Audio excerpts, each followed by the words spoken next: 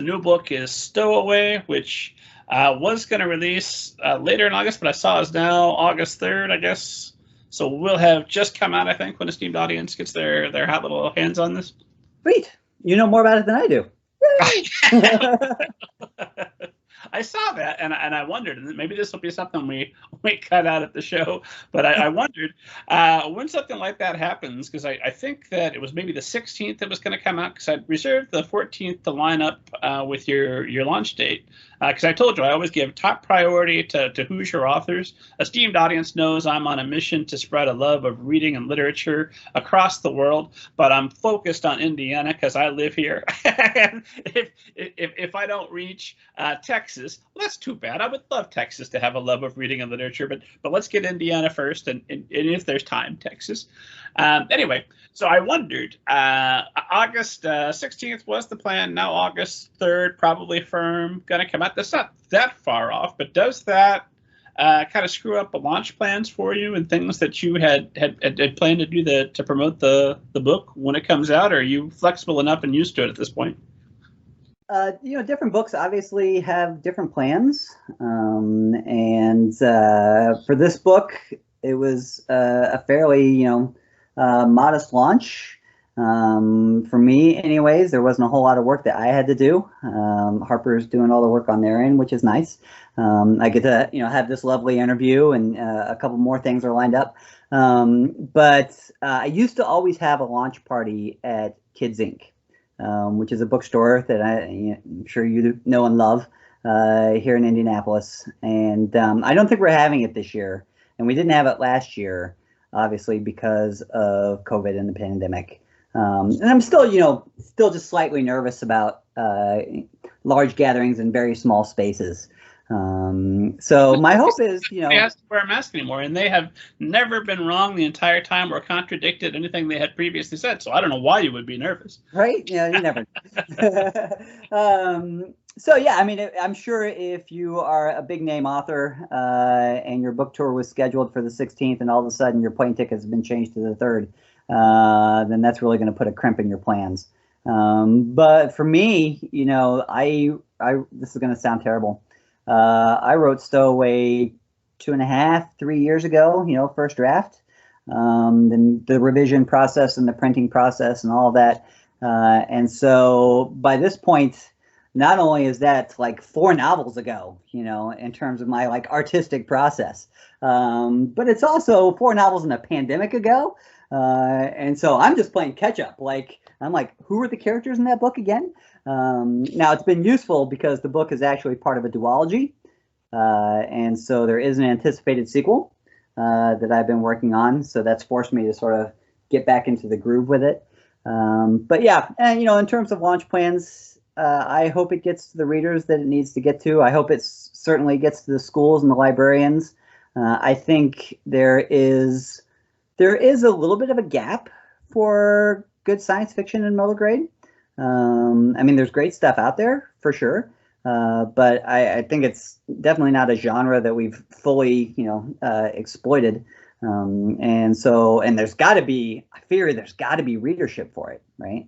People who have been weaned on new Star Wars and Guardians of the Galaxy and, Maze Runner and all these wonderful other sort of sci-fi and dystopia things. They're ready, for more. So, yeah, I put my faith in readers, and I put my faith in the power of books and literature. And once it hits the shelf, I'm kind of like, fly away, little bird, go find your home, right? Do the best you can. I have more birds to make. Fair enough. Yeah. Although I think that the sci-fi market, for anybody who's listening to this after August 3rd, has now been cornered by Stowaway, by John David Anderson. It's over. You had a window. You're done, right? There will never be another science fiction book written until August 4th. I guarantee it, right? So so you're working on the sequel right now as you're promoting the first book? Did it work out that way? Yeah, it did work out that way. I have a book that's coming in between, which is called Riley's Ghost, which is, surprise, spoiler alert, it's a ghost story. Kind of like a very middle grade version of, Haunting of Hill House. Ghost story set in a middle school. So that was a welcome break. And I do think as a writer, like, that's incredibly important. I could not have written, the sequel to Stowaway directly after writing Stowaway without giving my brain a breather. So, that came in between, and then back to this. And I'm also, working on 2 or 3 other things. I don't know if you're the same way, Rob, whether you're like, you hyper focus on one project and you just go at it until you get it done, or you dabble here, you dabble there, 2 weeks on this, 3 weeks on that. Obviously, the publishing process in and of itself forces you to be able to shift gears, right, on a moment's notice, when, the revision of this comes in, or time to proofread that, or whatever. But that's kind of the way that I work best. My attention span is not long enough to stay in the science fiction world for too long. Well, it's while you're in the zone, while you're working on the sequel, what does the esteemed audience need to know about Stowaway so that they go to kidsinc.com and purchase their copy right now? Wow. What do you need to know about it? Indianapolis, or do a search for Shirley Mullen, but I'm 90% certain that it's kidsinc.com. It is kidsinc.com for sure. Yeah, we're good there. So what do you need to know about it? I can tell you that in the first chapter, I'll go ahead and give this away. Our main character, whose name is Leo Fender, he has a brother named Gareth. He has a dad who is an esteemed scientist. This is post-first contact. So the Earth has already made contact with a particular alien species, which has brought them all kinds of wonderful new technology, which you need, right? If you're going to have a spacefaring adventure, you need to be able to explain it somehow. And I'm like, aliens, right? That's always a good way to explain it. They know all kinds of stuff that we don't know. So they bring it and kind of, open our eyes and revolutionize our world, but at a cost. All these things, of course, come at a cost. And one of the things that they bring with them is a war, not with us, but with another alien force, right? That they've been in sort of mortal combat with now for eons and eons. And getting sucked up into that war then becomes one of humanity's sort of most unavoidable pitfalls. It's inevitable. And so the novel opens with that war sort of in full-fledged, in our participation in it.